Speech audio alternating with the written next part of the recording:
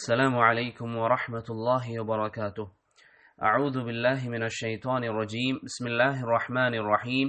الحمد لله رب العالمين، والصلاة والسلام على أشرف الأنبياء والمرسلين نبينا محمد عليه وعلى آله أفضل الصلوات وأتم التسليم. أما بعد، رب اشرح لي صدري ويسر لي أمري واحلل عقدة من لساني يفقه قولي.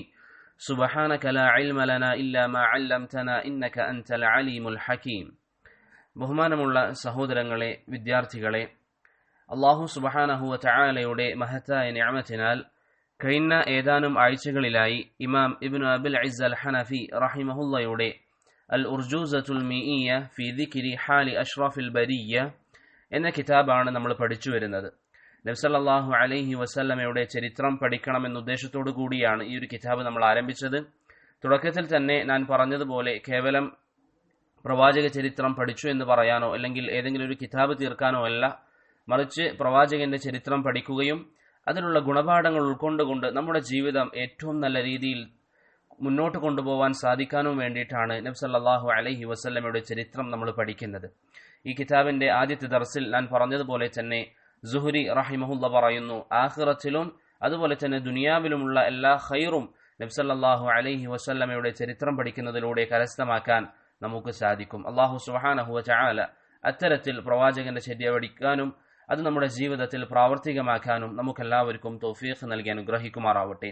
കഴിഞ്ഞ 3 ദർസുകളിലായി നമ്മൾ ചില കാര്യങ്ങൾ പഠിച്ചിരുന്നു. ഒന്നാമത്തെ ദർസിൽ ഈ കിതാബിനെ സംബന്ധിച്ചും അതിന്റെ ചില പ്രാധാന്യത്തെ സംബന്ധിച്ചും അതിന്റെ മുസന്നിഫ് അത് എഴുതിയിരിക്കുന്ന പണ്ഡിതനെ സംബന്ധിച്ചും പ്രവാചക ചരിത്രം പഠിക്കുന്നതിന്റെ മഹത്വത്തെ സംബന്ധിച്ചും നമ്മൾ പറഞ്ഞു. അതിനുശേഷമുള്ള 2-3 ദർസുകളിലായി നബി സല്ലല്ലാഹു അലൈഹി വസല്ലമയുടെ ജന്മത്തെ സംബന്ധിച്ചും അത് ഏത് ദിവസമാണ്, ഏത് സമയമാണ്, ഏത് വർഷമാണ് തുടങ്ങിയ കാര്യങ്ങൾ പണ്ഡിതന്മാർക്കിടയിൽ നിലനിൽക്കുന്ന പ്രബലമായ ചില അഭിപ്രായങ്ങൾ സൂചിപ്പിക്കുന്നതിനോടുകൂടി അത് നമ്മൾ പറഞ്ഞു. അതിനുശേഷം നബി സല്ലല്ലാഹു അലൈഹി വസല്ലമയുടെ പിതാവിന്റെ വഫാത്തിനെ സംബന്ധിച്ച് പറഞ്ഞു. അതിനുശേഷം നബി സല്ലല്ലാഹു അലൈഹി വസല്ലമ തങ്ങൾക്ക് മുല നൽകിയിരിക്കുന്ന, പാല് നൽകിയിരിക്കുന്ന സ്ത്രീകളെ സംബന്ധിച്ചും അവർ ഇസ്ലാം സ്വീകരിച്ചിരുന്നു എന്നതിനെ സംബന്ധിച്ചും പറഞ്ഞു. അതിനുശേഷം അവസാനമായി നമ്മൾ പറഞ്ഞ കാര്യം, 4ാമത്തെ കാര്യം, നബി സല്ലല്ലാഹു അലൈഹി വസല്ലമയുടെ ഹൃദയം പിളർത്തിയതിനെ സംബന്ധിച്ചും അവിടുത്തെ ഹൃദയം ശുദ്ധീകരിച്ചതിനെ സംബന്ധിച്ചുമായിരുന്നു. ഇന്ന് ഇൻഷാ അല്ലാഹ് അതിലുള്ള 5ാമത്തെ കാര്യമാണ് നബി സല്ലല്ലാഹു അലൈഹി വസല്ലമയുടെ ഉമ്മയുടെ മാതാവിന്റെ വഫാത്തിനെ സംബന്ധിച്ചാണ്. അതിനെ സംബന്ധിച്ച് ഇബ്നു അബിൽ ഇസ്സ് ദിമഷ്ഖി റഹിമഹുള്ള പറയുന്നു, وبعد 6 مع شهر جاء وفاة أمه على الأبواء وجده للأب عبد المطلب بعد 8 مات من غير كذب ثم أبو طالب العم كفل خدمته ثم إلى الشام رحل وذاك بعد عام 12 وكان من أمر بحيرة ما اشتهر. ഈ 4 പദ്യങ്ങൾ അല്ലെങ്കിൽ ഈ 4 വരികൾ 8 വരികൾ ഉൾക്കൊള്ളുന്ന ഇതാണ് ഇൻഷാ അല്ലാഹ് ഇന്ന് നമ്മൾ പഠിക്കാൻ വേണ്ടി പോകുന്നത്. ആദ്യമായി പ്രതിപാദിച്ച വിഷയം നബി സല്ലല്ലാഹു അലൈഹി വസല്ലമയുടെ മാതാവിനെ സംബന്ധിച്ചാണ്. وبعد 6 مع شهر جاء وفاة أمه على الأبواء. ഇവിടെ പരാമർശിച്ചിരിക്കുന്നത് നബി സല്ലല്ലാഹു അലൈഹി വസല്ലമയുടെ മാതാവ് മരണപ്പെടുമ്പോൾ അവിടത്തേക്ക് എത്ര വയസ്സായിരുന്നു. പ്രിയപ്പെട്ടവരെ, നബി സല്ലല്ലാഹു അലൈഹി വസല്ലമയുടെ ഉമ്മ മരിക്കുന്ന സമയത്ത് പ്രവാചകന് 6 വയസ്സും 1 മാസവുമായിരുന്നു. പ്രവാചകൻ സല്ലല്ലാഹു അലൈഹി വസല്ലമ തങ്ങൾക്ക് 6 വയസ്സും 1 മാസവും ഉള്ളപ്പോഴാണ് നബി സല്ലല്ലാഹു അലൈഹി വസല്ലമയുടെ ഉമ്മ മരണപ്പെട്ടത്. ആരാണ് പ്രവാചകന്റെ ഉമ്മ? ആമിനത്തു ബിൻത് വഹബ്. പ്രവാചകന്റെ ഉമ്മയുടെ പേര് ആമിനത്തു ബിൻത് വഹബ് എന്നായിരുന്നു. അവർ മരണപ്പെടുമ്പോൾ നബി സല്ലല്ലാഹു അലൈഹി വസല്ലമ തങ്ങൾക്ക് 6 വയസ്സും 1 മാസവുമായിരുന്നു എന്ന് അബ്ദുല്ലാഹ് ബിൻ അബി ബക്കർ, അതുപോലെ തന്നെ മുഹമ്മദ് ബിൻ ഇസ്ഹാഖ് സീറത്തുൻ നബവിയ്യ എന്ന ഗ്രന്ഥം എഴുതിയിരിക്കുന്ന മുഹമ്മദ് ബിൻ ഇസ്ഹാഖ്, ഇബ്നുൽ ഖയ്യിം, ഇബ്നു കസീർ, ദഹബി തുടങ്ങിയ പണ്ഡിതന്മാർ പറയുന്നതായി കാണാൻ സാധിക്കും. നബി സല്ലല്ലാഹു അലൈഹി വസല്ലമ തങ്ങളുടെ മാതാവ് മരണപ്പെടുമ്പോൾ പ്രവാചകന് 6 വയസ്സും 1 മാസവുമായിരുന്നു പ്രായം. അടുത്തതായി ഇബ്നു അബിൽ ഇസ്സ് പരാമർശിച്ച വിഷയം എന്താണ്? നബി സല്ലല്ലാഹു അലൈഹി വസല്ലമയുടെ ഉമ്മ മരണപ്പെട്ടത് എവിടെ വെച്ചാണ്? വഫാത്തു ഉമ്മിഹി അലൽ അബ്വാ. അബ്വാ എന്ന് പറയുന്ന സ്ഥലത്ത് വെച്ചാണ് നബി സല്ലല്ലാഹു അലൈഹി വസല്ലമയുടെ മാതാവ് മരണപ്പെട്ടത്. ആ വിഷയത്തിൽ പണ്ഡിതന്മാർക്കിടയിൽ അഭിപ്രായ വ്യത്യാസമില്ല എന്ന് ഇബ്നുൽ ഖയ്യിം റഹിമഹുള്ള അദ്ദേഹത്തിന്റെ സാദുൽ മആദിൽ പറയുന്നതായി കാണാൻ സാധിക്കും. പ്രവാചകന്റെ ഉമ്മ മരണപ്പെട്ടത് അബവ എന്ന് പറയുന്ന സ്ഥലത്താണെന്ന കാര്യത്തിൽ പണ്ഡിതന്മാർക്കിടയിൽ തർക്കമില്ല. എവിടെയാണ് അബവ എന്ന് പറയുന്ന സ്ഥലം? മദീനക്കും മക്കക്കും ഇടയിലുള്ള സ്ഥലമാണ് അബവ. മക്കക്കും മദീനയ്ക്കും ഇടയിലുള്ള സ്ഥലത്തിന്റെ അവിടെയുള്ള ഒരു സ്ഥലമാണ് അബവ എന്നുള്ള സ്ഥലം. എന്തിനു വേണ്ടിയിട്ടാണ് നബി സല്ലല്ലാഹു അലൈഹി വസല്ലമയുടെ ഉമ്മ പ്രവാചകനെയും കൂട്ടി മക്കയിൽ നിന്ന് മദീനയിലേക്ക് പോയത്? പ്രവാചകൻ ജനിച്ചതും വളർന്നതൊക്കെ മക്കയിലാണല്ലോ. എന്തിനായിരുന്നു മദീനയിലേക്ക് പോയത്? നബി സല്ലല്ലാഹു അലൈഹി വസല്ലമയുടെ പിതാവിന്റെ സഹോദരങ്ങൾ മദീനയിലായിരുന്നു താമസിച്ചുകൊണ്ടിരുന്നത്. നബി സല്ലല്ലാഹു അലൈഹി വസല്ലമയുടെ പിതാവിന്റെ സഹോദരങ്ങൾ, അതായത് അദീ ഇബ്നു നജ്ജാറിന്റെ ഗോത്രം, അവർ താമസിച്ചിരുന്നത് മദീനയിലായിരുന്നു. അവരെ സന്ദർശിക്കാൻ വേണ്ടിയിട്ടാണ് നബി സല്ലല്ലാഹു അലൈഹി വസല്ലമയുടെ മാതാവ് ആമിന പ്രവാചകനെയും കൂട്ടി മദീനയിലേക്ക് പോയത്. മദീനയിലെത്തി അവരെ സന്ദർശിച്ച് തിരിച്ച് മക്കയിലേക്ക് വരുന്നതിനിടയിലാണ് അബവ എന്ന് പറയുന്ന സ്ഥലത്ത് വെച്ച് പ്രവാചകൻ സല്ലല്ലാഹു അലൈഹി വസല്ലമയുടെ ഉമ്മ മരണപ്പെടുന്നത്. അവിടെയായിരുന്നു നബി സല്ലല്ലാഹു അലൈഹി വസല്ലമയുടെ മാതാവിന്റെ ഖബർ. ആ ഖബർ നബി സല്ലല്ലാഹു അലൈഹി വസല്ലം സിയാറത്ത് ചെയ്തതായി സ്വഹീഹ് മുസ്ലിമിൽ ഹദീസ് സ്ഥിരപ്പെട്ടിട്ടുണ്ട്. നബി സല്ലല്ലാഹു അലൈഹി വസല്ലമ തങ്ങൾ പറഞ്ഞു, വസ്തഅ്ദൻതു റബ്ബി അൻ അസൂറ ഖബറഹ ഫഅദിന ലി ഫസൂറുൽ ഖബർ ഫഇന്നഹ തുദക്കിറുൽ മൗത്ത്. നബി സല്ലല്ലാഹു അലൈഹി വസല്ലമ പറഞ്ഞു, എന്റെ ഉമ്മയുടെ ഖബർ സിയാറത്ത് ചെയ്യാൻ ഞാൻ അല്ലാഹുവിനോട് അനുമതി ചോദിച്ചു. അല്ലാഹു സുബ്ഹാനഹു വ തആല എനിക്ക് അനുമതിയും നൽകി. അതുകൊണ്ട് ഫസൂറു അൽ ഖുബൂർ, നിങ്ങൾ ഖബറുകൾ സിയാറത്ത് ചെയ്യുക. ഫഇന്നഹ തുദക്കിറുൽ മൗത്ത്, അത് നിങ്ങളെ മരണത്തെ ഓർമ്മിപ്പിക്കുമെന്ന് നബി സല്ലല്ലാഹു അലൈഹി വസല്ലമ പറഞ്ഞതായി സ്വഹീഹ് മുസ്ലിമിൽ ഹദീസ് കാണാൻ സാധിക്കും. ഇവിടെ നമ്മൾ മനസ്സിലാക്കിയ കാര്യം എന്താണ്? നബി സല്ലല്ലാഹു അലൈഹി വസല്ലമയുടെ ഉമ്മ മരണപ്പെടുമ്പോൾ പ്രവാചകന് 6 വയസ്സും 1 മാസമാണ് പ്രായം. ഈ ഉമ്മയെ ഖബർ ചെയ്തിരിക്കുന്നത്, ദഫൻ ചെയ്തിരിക്കുന്നത് അബുവ എന്ന് പറയുന്ന സ്ഥലത്താണ്. ഇവിടെ ഞാൻ നേരത്തെ സൂചിപ്പിച്ചു, നബി സല്ലല്ലാഹു അലൈഹി വസല്ലം പ്രവാചകന്റെ ഉമ്മയുടെ ഖബർ സിയാറത്ത് ചെയ്യാൻ അള്ളാഹുവിനോട് അനുമതി ചോദിച്ചിട്ടുണ്ട്. ഇവിടെ സ്വാഭാവികമായിട്ടൊരു ചോദ്യം, നബി സല്ലല്ലാഹു അലൈഹി വസല്ലമയുടെ പിതാവിന്റെ ഖബർ മദീനയിലാണെന്ന് കഴിഞ്ഞ ദർസുകളിൽ നമ്മൾ പറഞ്ഞിരുന്നു. പ്രവാചകന്റെ ഉമ്മയുടെ ഖബറോ അബവ എന്ന് പറയുന്ന മദീനക്ക് പുറത്തുള്ള സ്ഥലത്താണ്. നബി സല്ലല്ലാഹു അലൈഹി വസല്ലം ഹിജറ ചെയ്തതിനു ശേഷം മദീനയിലാണല്ലോ താമസം. എന്തുകൊണ്ടാണ് പ്രവാചകന്റെ ഉപ്പയുടെ ഖബർ സിയാറത്ത് ചെയ്യാൻ അള്ളാഹുവിനോട് അനുമതി ചോദിക്കാതിരുന്നത്? പ്രവാചകൻ സല്ലല്ലാഹു അലൈഹി വസല്ലം പ്രവാചകന്റെ മാതാവിന്റെ ഖബർ സിയാറത്ത് ചെയ്യാൻ അള്ളാഹുവിനോട് അനുമതി ചോദിച്ചു. പ്രവാചകൻ അവിടുത്തെ ഉപ്പയുടെ, അവിടുത്തെ വാപ്പയുടെ ഖബർ സിയാറത്ത് ചെയ്യാൻ അള്ളാഹുവിനോട് അനുമതി ചോദിച്ചിട്ടില്ല. ഇതിനെ പണ്ഡിതന്മാർ പറയുന്ന കാര്യം, അല്ലെങ്കിൽ അതിന് ഉത്തരം എന്താണെന്നാൽ, ഒന്നാമത്തേത്, നബി സല്ലല്ലാഹു അലൈഹി വസല്ലം അവിടുത്തെ ഉമ്മയുടെ സ്നേഹവും അതുപോലെ തന്നെ വാത്സല്യവും അനുഭവിച്ചിട്ടുണ്ടായിരുന്നു. കാരണം പ്രവാചകൻ സല്ലല്ലാഹു അലൈഹി വസല്ലം ഭൂമിയിലേക്ക് ജനിച്ചു വരുന്നതിന് മുമ്പ് തന്നെ പ്രവാചകന്റെ ഉപ്പ മരണപ്പെട്ടിട്ടുണ്ട്. അതുകൊണ്ട് തന്നെ ഉമ്മയുടെ വാത്സല്യത്തിലാണ് ഏകദേശം 6 വർഷത്തോളം റസൂലുള്ളാഹി സല്ലല്ലാഹു അലൈഹി വസല്ലമ വളർന്നത്. അതുകൊണ്ട് തന്നെ പ്രവാചകൻ മാതാവിന്റെ വാത്സല്യം കൂടുതൽ അനുഭവിച്ച കാരണത്താലാണ് നബി സല്ലല്ലാഹു അലൈഹി വസല്ലം മാതാവിന്റെ ഖബർ സിയാറത്ത് ചെയ്യാൻ അള്ളാഹുവിനോട് അനുമതി ചോദിച്ചത്. രണ്ടാമത്തെ കാരണം എന്താണെന്നാൽ, നബി സല്ലല്ലാഹു അലൈഹി വസല്ലമ തങ്ങൾ ജനിക്കുന്നതിന് മുമ്പ് തന്നെ പ്രവാചകന്റെ ഉപ്പ മരണപ്പെട്ടിരുന്നു. അതുകൊണ്ട് തന്നെ മദീനയിൽ എവിടെയാണ് പ്രവാചകന്റെ വാപ്പയുടെ ഖബർ എന്ന കാര്യം വ്യക്തമല്ല. നേരെ മറിച്ച് നബി സല്ലല്ലാഹു അലൈഹി വസല്ലം മദീനയിൽ നിന്ന് മക്കയിലേക്ക് പോകുന്ന വഴിയിലാണ് ഉമ്മ മരണപ്പെടുന്നത്. അവിടെയാണ് ദഫൻ ചെയ്യുന്നതും. അതുകൊണ്ട് തന്നെ നബി സല്ലല്ലാഹു അലൈഹി വസല്ലമ തങ്ങൾക്ക് എവിടെയാണ് ഉമ്മയുടെ ഖബർ എന്ന് വ്യക്തമായി അറിയാമായിരുന്നു. മൂന്നാമത്തെ കാരണം, നബി സല്ലല്ലാഹു അലൈഹി വസല്ലം അവിടുത്തെ ഉമ്മയുടെ ഖബർ സിയാറത്ത് ചെയ്യാനായിട്ട് മദീനയിൽ നിന്ന് പോയതായിരുന്നില്ല. അതായത് മദീനയിൽ നിന്ന് നബി സല്ലല്ലാഹു അലൈഹി വസല്ലം ഉമ്മയുടെ ഖബർ സിയാറത്ത് ചെയ്യണമെന്ന ലക്ഷ്യത്തിലായിരുന്നില്ല മദീനയിൽ നിന്ന് പുറത്തേക്ക് പോയത്. അങ്ങനെ പോവാനും ശരീഅത്ത് അനുവദിക്കുന്നില്ല. മറിച്ച് നബി സല്ലല്ലാഹു അലൈഹി വസല്ലം ഒരു യുദ്ധത്തിന് പോകുന്ന വഴിയിൽ, ആ വഴിയിലൂടെ കടന്നുപോയപ്പോൾ ആ ഖബറിന്റെ കാര്യം ഓർക്കുകയും അല്ലാഹു സുബ്ഹാനഹു വ തആലയോട് അനുമതി ചോദിക്കുകയും ചെയ്തതാണ്. അതാണ് അതിനുള്ള മറുപടി. നബി സല്ലല്ലാഹു അലൈഹി വസല്ലം ഉമ്മയുടെ ഖബർ സിയാറത്ത് ചെയ്തതുമായി ബന്ധപ്പെട്ട് മറുപടി. ഇവിടെ പ്രവാചകന്റെ ഉമ്മയെ സംബന്ധിച്ചും അവിടുത്തെ ഖബറിനെ സംബന്ധിച്ചു പറഞ്ഞു. അതിനുശേഷം ഇബ്നു അബുൽ ഇസ് പറഞ്ഞു, വജദ്ദുഹു ലിൽ അബി അബ്ദുൽ മുത്തലിബ് ബഅദ 8 മാത മിൻ ഗൈരി കദിബ്. നബി സല്ലല്ലാഹു അലൈഹി വസല്ലമയുടെ ഉമ്മ വഫാത്തായതിനു ശേഷം, മരണപ്പെട്ട ശേഷം പ്രവാചകൻ സല്ലല്ലാഹു അലൈഹി വസല്ലമയുടെ കാര്യങ്ങൾ ഏറ്റെടുത്തതാരാണ്?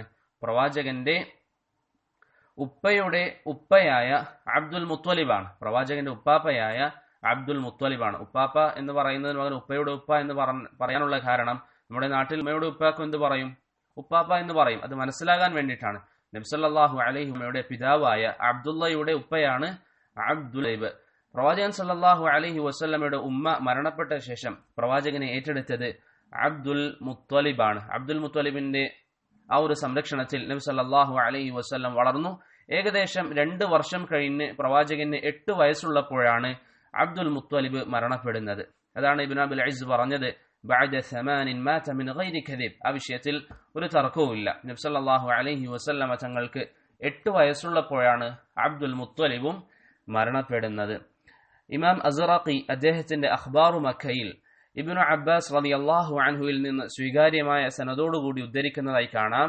നബി സല്ലല്ലാഹു അലൈഹി വസല്ലമ തങ്ങൾക്ക് 8 വയസ്സുള്ളപ്പോഴാണ് പ്രവാചകന്റെ ഉപ്പാപ്പയായ അബ്ദുൽ മുത്തലിബ് മരണപ്പെടുന്നത്. ഈ ഒരു അഭിപ്രായം ഇബ്നു ഹിബ്ബാനും ഇമാം തൊബരിയും അതുപോലെ തന്നെ ഇബ്നു ഇസ്ഹാഖും ഒക്കെ ഉദ്ധരിക്കുന്നതായി കാണാൻ നമുക്ക് സാധിക്കും. ഇവിടെ സ്വാഭാവികമായിട്ടൊരു സംശയം വരും. എന്തുകൊണ്ടാണ് നബി സല്ലല്ലാഹു അലൈഹി വസല്ലമയുടെ ഉമ്മയുടെ പിതാവിനെ സംബന്ധിച്ച് അധികമായി ചരിത്രത്തിലൊന്നും നമുക്ക് കാണാൻ സാധിക്കാത്തത്? അറബികൾക്കിടയിൽ കുടുംബത്തെ നോക്കിക്കൊണ്ടിരുന്നത് ആരാണ്? ഉപ്പയുടെ കുടുംബാംഗങ്ങളാണ്. അതായിരുന്നു അവർക്കിടയിൽ ഒരു മേൽക്കോയ്മയോടുകൂടി നിലനിന്നിരുന്നത്. ഉമ്മയുടെ കുടുംബം അല്ലെങ്കിൽ ഉമ്മയുടെ കുടുംബം കാര്യങ്ങൾ നോക്കുക എന്ന് പറയുന്നത് അവർക്കിടയിൽ ഒരു കുറവായി കണ്ടിരുന്നു എന്ന് ജാഹിലിയ കവിതകൾ പഠിക്കുന്ന ഏതൊരു വ്യക്തിക്കും മനസ്സിലാകുന്നതേയുള്ളൂ. ഇവിടെ നമ്മൾക്കുള്ള ഒരു പാഠെന്താണ്? നിങ്ങൾ ചിന്തിച്ചു നോക്കിയേ. മഹാനായ റസൂലുള്ളാഹി സ്വല്ലല്ലാഹു അലൈഹി വസല്ലം ഉമ്മയുടെ ഗർഭപാത്രത്തിലായിരിക്കെ അവിടുത്തെ പിതാവ് മരണപ്പെട്ടു. ഉപ്പയില്ലാതെയാണ് ജീവിച്ചത്.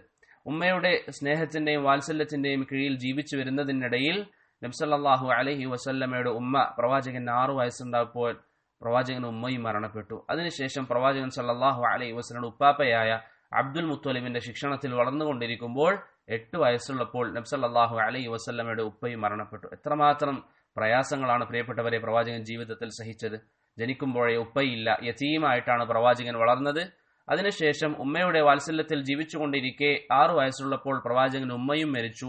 ഏതാനും 2 വർഷങ്ങൾ കഴിഞ്ഞപ്പോൾ ഉപ്പാപ്പയും മരിച്ചു. ഇങ്ങനെ നൊമ്പരങ്ങളുടെ അല്ലെങ്കിൽ വേദനകളുടെ ഒരു കൂമ്പാരമായിട്ടാണ് അള്ളാഹുവിന്റെ റസൂൽ സല്ലല്ലാഹു അലൈഹി വസല്ലമ ജനിച്ചു വളർന്നത്. അതുകൊണ്ട് തന്നെ ഇന്ന് പ്രയാസങ്ങൾ പറയുന്നവർക്ക് അല്ലെങ്കിൽ എന്തെങ്കിലും ചെറിയ ബുദ്ധിമുട്ടുകൾ വരുമ്പോൾ അത് താങ്ങുന്നതിന് പകരം അതിൽ കുറ്റം പറയുന്നവർക്ക്, അള്ളാഹുവിന്റെ ഖളാ ഖദറിൽ തൃപ്തി അടങ്ങാത്തവർക്ക് ഇതൊക്കെ പഠിക്കുമ്പോൾ പാഠമുണ്ട്. നബി സല്ലല്ലാഹു അലൈഹി വസല്ലം പ്രയാസത്തിന്റെയും വേദനകളുടെയും നാളുകൾ തള്ളി നീക്കിയിട്ടാണ് ഇത്ര വലിയൊരു സ്ഥാനത്തേക്ക് എത്തിയിരിക്കുന്നത്. അതുകൊണ്ട് പ്രയാസമുണ്ടാവുക എന്നുള്ളത് ഒരിക്കലും ഒരു പുതുമയുള്ള കാര്യമല്ല. നബി സല്ലല്ലാഹു അലൈഹി വസല്ലം പറഞ്ഞതുപോലെ ഏറ്റവും അധികം പരീക്ഷിക്കപ്പെടുക ആരാണ്? അമ്പിയാക്കളാണ്. അതിനുശേഷം അള്ളാഹു സുബ്ഹാനഹു വ തആല ഏറ്റവും അധികം പരീക്ഷിക്കുക അവരോട് അടുത്തവരെയാണ്. അതുകൊണ്ട് പരീക്ഷണങ്ങൾ നബി സല്ലല്ലാഹു അലൈഹി വസല്ലം തങ്ങൾക്ക് വളരെയധികം ഉണ്ടായിട്ടുണ്ട്.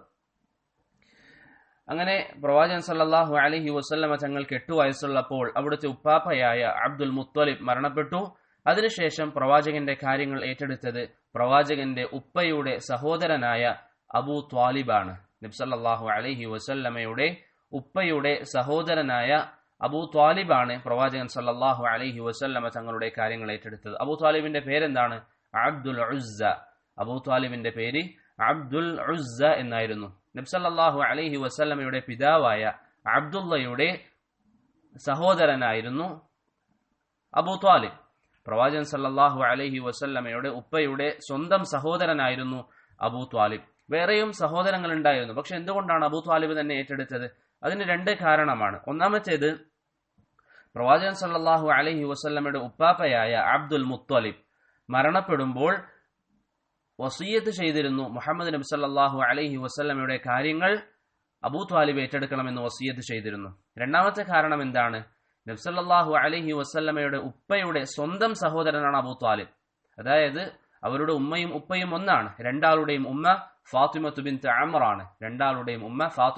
അംറാണ്. നിങ്ങൾക്കറിയാം, അവർക്കൊക്കെ ഒന്നിലധികം ഭാര്യമാരുണ്ടായിരുന്നു. അതുകൊണ്ട് തന്നെ ബാക്കിയുള്ള ഭാര്യമാരിൽ നിന്ന് നബി സല്ലല്ലാഹു അലൈഹി വസല്ലമയുടെ പിതാവിന്റെ സഹോദരങ്ങളുണ്ട്. പക്ഷേ അബൂ ത്വാലിബ് എന്ന് പറയുന്നത് ഒരേ ഉമ്മയിൽ നിന്നും ഒരേ ഉപ്പയിൽ നിന്നും ഉണ്ടായതാണ്. അതുകൊണ്ടാണ് അവർക്ക് ചരിത്രത്തിൽ പ്രാധാന്യം നൽകിയിരിക്കുന്നത്. നബി സല്ലല്ലാഹു അലൈഹി വസല്ലമയുടെ ഉപ്പാപ്പയായ അബ്ദുൽ മുത്തലിബ് വഫാത്തായ ശേഷം അവിടുത്തെ ഉത്തരവാദിത്തം ഏറ്റെടുത്തിരിക്കുന്നത് ആരാണ്? അബൂ ത്വാലിബ് ആണ്. അതിനുശേഷം ഇബ്നു അബിൽ ഇസ് റഹിമഹുല്ലാഹ് പറഞ്ഞു, ثم അബൂ ത്വാലിബിൻ അൽഅമ്മു കഫൽ ഖിദ്മതഹു.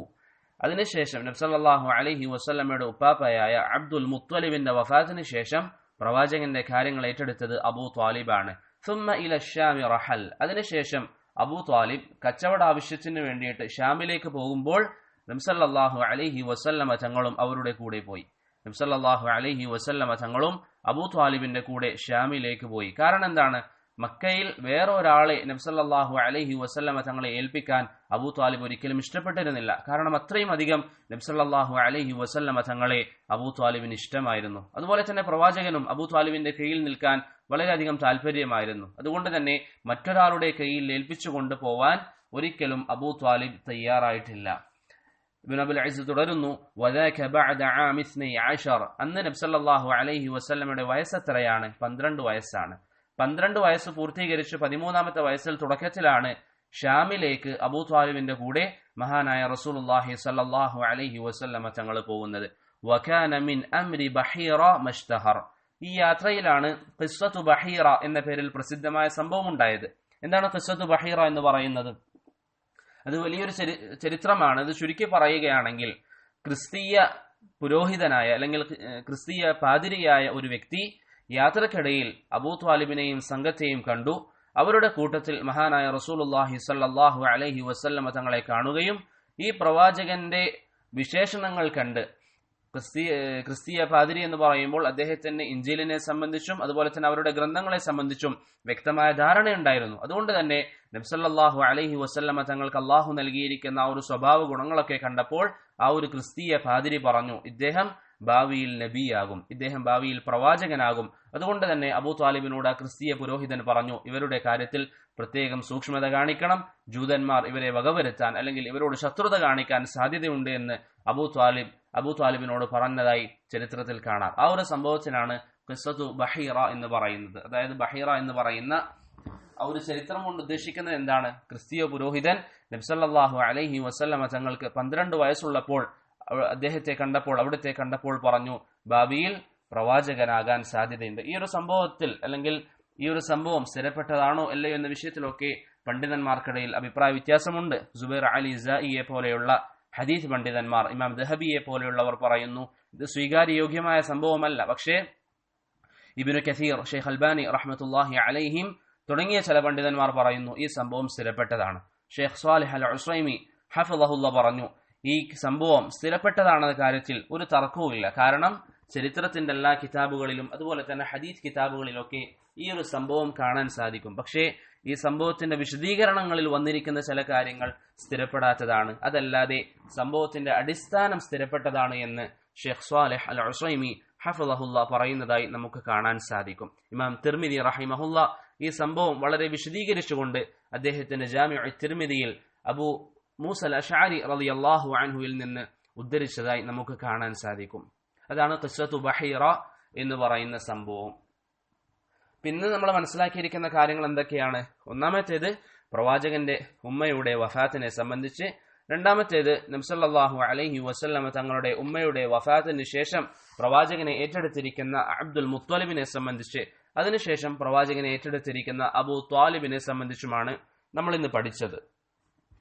ഇനി അടുത്തൊരു കാര്യം ബഹുമാനമുള്ളവരെ ഇന്ന് നമ്മൾക്ക് പഠിക്കാനുള്ളത് നബി സല്ലല്ലാഹു അലൈഹി വസല്ലമയുടെ ഉമ്മയെയും ഉപ്പയെയും സംബന്ധിച്ചാണ്. നമ്മൾ കഴിഞ്ഞ ദർസുകളിൽ പ്രവാചകന്റെ വാപ്പയുടെ വഫാത്തിനെ സംബന്ധിച്ച് പറഞ്ഞു. ഇന്ന് നബി സല്ലല്ലാഹു അലൈഹി വസല്ലമയുടെ ഉമ്മയുടെ വഫാത്തിനെ സംബന്ധിച്ച് പറഞ്ഞു. ഇവിടെ പല സഹോദരങ്ങൾക്കുള്ള സംശയമാണ്, പ്രവാചകന്റെ ഉമ്മയും ഉപ്പയും മുസ്ലിമീങ്ങളായിരുന്നു. നബി സല്ലല്ലാഹു അലൈഹി വസല്ലമയുടെ ഉമ്മയും ഉപ്പയും തൗഹീദുള്ളവരായിരുന്നു, അള്ളാഹുവിനെ മാത്രം ആരാധിക്കുന്നവരായിരുന്നു. ഇതിന്റെ മറുപടി ഹദീസുകളിൽ തന്നെ നമുക്ക് വായിക്കാം. عن أنس رضي الله عنه أن رجلا قال يا رسول الله أين أبي؟ قال في النار.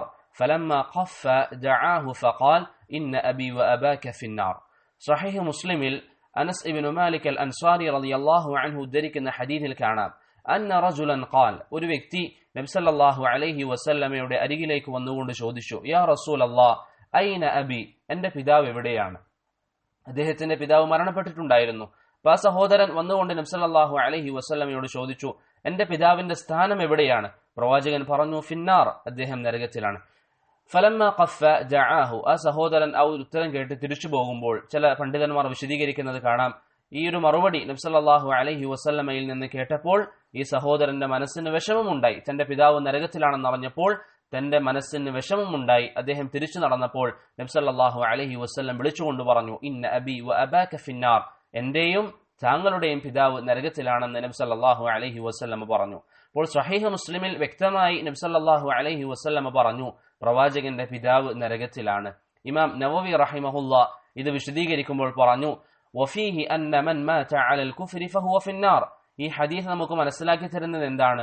ഒരു വ്യക്തി അവിശ്വാസത്തിലായിട്ടാണ്, ഇസ്ലാം അല്ലാത്ത ഒരു മതം സ്വീകരിച്ചുകൊണ്ടാണ് മരണപ്പെടുന്നതെങ്കിൽ അവൻ നരകത്തിന് അവകാശിയാണെന്നാണ് ഈ ഹദീസ് പറഞ്ഞു തരുന്നത്. വലാ തൻഫഉഹു ഖറാബത്തുൽ മുഖറബീൻ, എത്ര അടുത്ത കുടുംബക്കാർ നല്ലവരാണെന്ന് പറഞ്ഞാലും അതൊന്നും ഒരു മയ്യത്തിനെ സംബന്ധിച്ചിടത്തോളം ഉപകാരപ്രദമല്ല.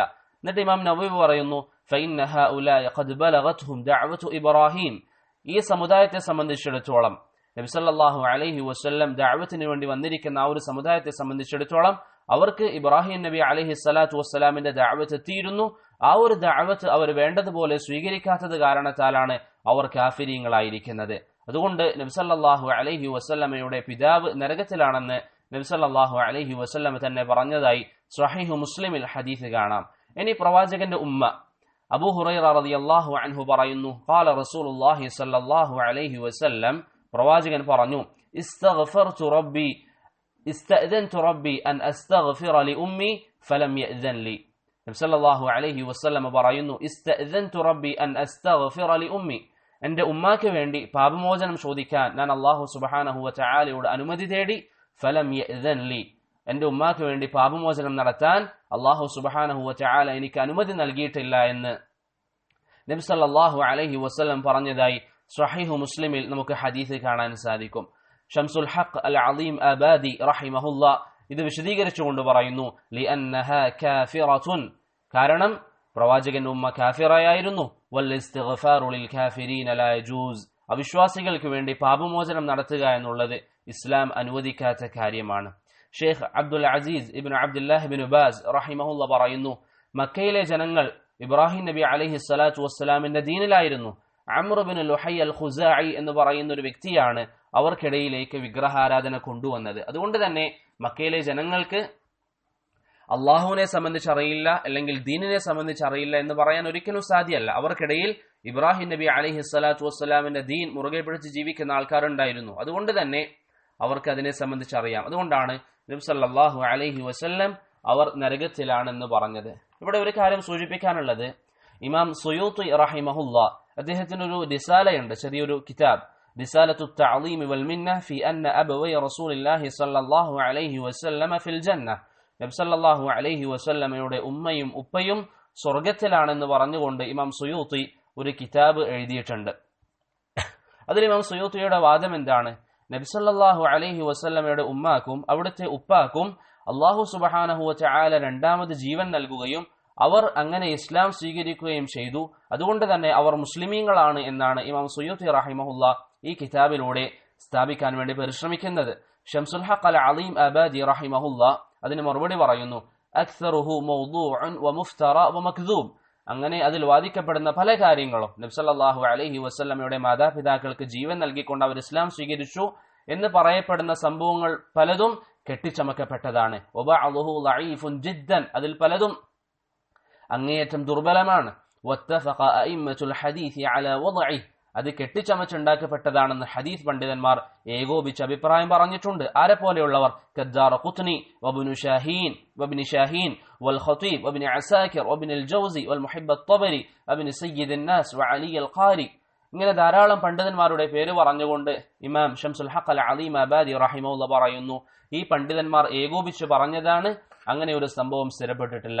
ഇമാം ദാറുഖുത്നിയെ പോലെയുള്ളവർ, ഇബ്നു ഷാഹീനിനെ പോലെയുള്ളവർ, ഖതീബ് അൽ ബഗ്ദാദിയെ പോലെയുള്ളവർ, ഇബ്നു അസാകിർ, ഇബ്നുൽ ജൗസി, അൽ മുഹിബ്ബ് അത്ബരി, ഇബ്നു സയ്യിദുൻ നാസ്, അലി അൽ ഖാരി തുടങ്ങിയ ധാരാളം പണ്ഡിതന്മാർ പറഞ്ഞിട്ടുണ്ട്. അങ്ങനെയൊന്നും സ്ഥിരപ്പെട്ടിട്ടില്ല. അതുകൊണ്ട് തന്നെ സുയൂത്തി റഹിമഹുല്ലാഹ് വാദിച്ചിരിക്കുന്ന വാദം ഒരിക്കലും ഖുർആനിനോടും സുന്നത്തിനോടും യോജിക്കുന്നതല്ല. ഷെയ്ഖുൽ ഇസ്ലാം ഇബ്നു തൈമിയ റഹിമഹുല്ലാഹ് അദ്ദേഹത്തിന്റെ മജ്മൂഉൽ ഫതാവയിൽ പറയുന്നു, അല്ലാഹു സുബ്ഹാനഹു വ തആല ഖുർആനിൽ തൗബയെ സംബന്ധിച്ച് പറയുമ്പോൾ പരാമർശിച്ചപ്പോൾ എന്താണ് പറഞ്ഞത്? മരണമാസന്നമായി കഴിഞ്ഞാൽ, അതായത് അവസാന സമയത്ത് അല്ലാഹു സുബ്ഹാനഹു വ തആല തൗബ സ്വീകരിക്കുകയില്ല എന്ന രീതിയിൽ അല്ലാഹു സുബ്ഹാനഹു വ തആല പറഞ്ഞു തന്നിട്ടുണ്ട്. പിന്നെ എങ്ങനെയാണ് ഒരു വ്യക്തി മരണപ്പെട്ടതിന് ശേഷം അയാൾക്ക് വീണ്ടും ജീവൻ നൽകിയിട്ട് അല്ലാഹു സുബ്ഹാനഹു വ തആല ഹിദായത്ത് നൽകി എന്ന് പറയുക? ഷെയ്ഖുൽ ഇസ്ലാം അതുകൊണ്ട് വിശദീകരിച്ച് മജ്മുഉൽ ഫതാവയുടെ 4-ാം വാള്യത്തിൽ ഈ ഒരു അഭിപ്രായത്തിന്, പ്രവാചകന്റെ ഉമ്മാക്കും ഉപ്പാക്കും വീണ്ടും ജീവൻ നൽകി അവർ ഇസ്ലാം സ്വീകരിച്ചു എന്ന് പറയുന്ന അഭിപ്രായത്തിന് ഖണ്ഡിതമായി ഖുർആന്റെയും സുന്നത്തിന്റെയും അടിസ്ഥാനത്തിൽ മറുപടി പറയുന്നതായി നമുക്ക് കാണാൻ സാധിക്കും. മാത്രമല്ല മഹാനായ റസൂലുള്ളാഹി സ്വല്ലല്ലാഹു അലൈഹി വസല്ലം വഅൻദിർ അശീറതകൽ അഖറബീൻ എന്ന പരിശുദ്ധമായ ഖുർആനിലെ ആയത്ത് അവതരിപ്പിച്ചപ്പോൾ എന്താണ് അതിന്റെ അർത്ഥം? വഅൻദിർ അശീറതകൽ അഖറബീൻ, അല്ലാഹു പറഞ്ഞു പ്രവാചകരെ നിങ്ങളുടെ അടുത്ത കുടുംബങ്ങൾക്ക് നിങ്ങൾ ഉത്ബോധനം നൽകുക. ഈ ആയത്ത് അവതരിച്ചപ്പോൾ നബി സല്ലല്ലാഹു അലൈഹി വസല്ലം പറഞ്ഞു, യാ മഅ്ശറ ഖുറൈശ് ഇശ്തറൂ അൻഫുസകും ലാ ഉഗ്നി അൻകും മിനല്ലാഹി ഷൈഅ. ഖുറൈശികളോട് പറഞ്ഞു, നിങ്ങൾ നിങ്ങളുടെ ശരീരത്തെ നരകത്തിൽ നിന്ന് മോചിപ്പിക്കുക, എനിക്ക് നിങ്ങൾക്ക് വേണ്ടി ഒന്നും ചെയ്യാൻ സാധ്യമല്ല. യാ ബനി അബ്ദ് മനാഫ്, യാ അബ്ബാസ് ബിൻ അബ്ദുൽ മുത്തലിബ്, യാ സഫിയ്യതു അമ്മത്ത് റസൂലില്ലാഹ് വയാ ഫാത്തിമത്തു ബിൻത് മുഹമ്മദ്. നബി സല്ലല്ലാഹു അലൈഹി വസല്ലം പ്രവാചകന്റെ അടുത്ത കുടുംബം എത്രത്തോളം എന്ന് പറഞ്ഞാൽ പ്രവാചകന്റെ സ്വന്തം മകളായ ഫാത്തിമയെ പോലും വിളിച്ചുകൊണ്ട് പറഞ്ഞു, ലാ ഉഗ്നി അൻകി മിനല്ലാഹി ഷൈഅ, എനിക്ക് നിങ്ങൾക്ക് വേണ്ടി ഒന്നും ചെയ്യാൻ സാധ്യമല്ല. അതാണ് ഇമാം നവവി പറഞ്ഞത്, അടുത്ത കുടുംബക്കാർ ഹിദായത്തിലുണ്ട് എന്നുള്ളത് ഒരിക്കലും ആ കുടുംബക്കാരൊക്കെ സന്മാർഗത്തിലാവാൻ, സ്വർഗാവകാശികളാകാൻ തെളിവല്ല എന്ന് ഇമാം നവവി റഹിമഹുല്ലാഹ് പറഞ്ഞതായി നമുക്ക് കാണാൻ സാധിക്കും. അതുകൊണ്ട് നബി സല്ലല്ലാഹു അലൈഹി വസല്ലമയുടെ ഉമ്മയും അവിടുത്തെ പിതാവും നരകത്തിലാണ്, നരകാവകാശികളാണ് എന്ന് വ്യക്തമായി സ്വഹീഹ് മുസ്ലിമിലുള്ള ഹദീസുകൾ കൊണ്ട് സ്ഥിരപ്പെട്ട കാര്യമാണ്. ഇതൊരിക്കലും പ്രവാചകന്റെ പിതാവിന് മാത്രമല്ല, ചരിത്രം പഠിച്ചു നോക്കിയാൽ വേറെയും പല പ്രവാചകന്മാരുടെയും അടുത്ത പലരും നരകാവകാശികളാണെന്ന് കാണാൻ സാധിക്കും. മഹാനായ ഇബ്രാഹിം നബി അലൈഹി സ്വലാത്തു വസ്സലാമിന്റെ പിതാവ് നരകത്തിന്റെ അവകാശിയാണ്. അദ്ദേഹം വിഗ്രഹാരാധകനായിരുന്നു. സൂറത്തു തൗബയിലെ 114-ാമത്തെ ആയത്തിൽ അല്ലാഹു സുബ്ഹാനഹു വ തആല അത് വളരെ വ്യക്തമായി വിശദീകരിക്കുന്നതായി നമുക്ക് കാണാൻ സാധിക്കും. അതുകൊണ്ട് കുടുംബ ബന്ധത്തിന്റെ പേരിൽ ഒരാൾക്കും ഒരു ഉപകാരവും ഉണ്ടാവുകയില്ല. ഓരോരുത്തർക്കും ഉപകരിക്കുക അവർ ചെയ്തിരിക്കുന്ന സൽക്കർമ്മം മാത്രമാണ്. അതുകൊണ്ട് ഈ ഹദീസുകൾ, സ്വഹീഹ് മുസ്ലിമിൽ വന്നിരിക്കുന്ന 2 ഹദീസുകൾ നമ്മൾക്ക് പറഞ്ഞു തരുന്നത് എന്താണ്? നബി സല്ലല്ലാഹു അലൈഹി വസല്ലമയുടെ ഉമ്മയും വാപ്പയും നരകത്തിലാണ്. അതുകൊണ്ട് നമ്മുടെ കുടുംബത്തിൽ ആരെങ്കിലും അല്ലെങ്കിൽ നമുക്കറിയുന്ന ആരെങ്കിലും ദീനുള്ളവരാണ്, അവർ നല്ല രീതിയിൽ ജീവിക്കുന്നവരാണ് എന്നതുകൊണ്ട് നമുക്ക് ഉപകാരമില്ല. നമുക്ക് ഉപകാരം ഉണ്ടാവണമെങ്കിൽ നമ്മൾ ജീവിതത്തിൽ ദീന് പാലിക്കണം. അല്ലാഹു സുബ്ഹാനഹു വ തആല നബി സല്ലല്ലാഹു അലൈഹി വസല്ലമയുടെ ചരിത്രം നല്ല രീതിയിൽ പഠിക്കുവാനും അത് ജീവിതത്തിൽ പ്രാവർത്തികമാക്കാനും നമുക്കേവർക്കും തൗഫീഖ് നൽകി അനുഗ്രഹിക്കുമാറാവട്ടെ. വസല്ലല്ലാഹു അലാ മുഹമ്മദിൻ വഅലാ ആലിഹി വസഹ്ബിഹി വസല്ലം. സുബ്ഹാനല്ലാഹി വബിഹംദിഹി സുബ്ഹാനകല്ലാഹുമ്മ വബിഹംദിക് അഷ്ഹദു അൻ ലാ ഇലാഹ ഇല്ലാ അൻത അസ്തഗ്ഫിറുക വഅതൂബു ഇലൈക്. വസ്സലാമു അലൈക്കും വറഹ്മത്തുള്ളാഹി വബറകാതുഹു.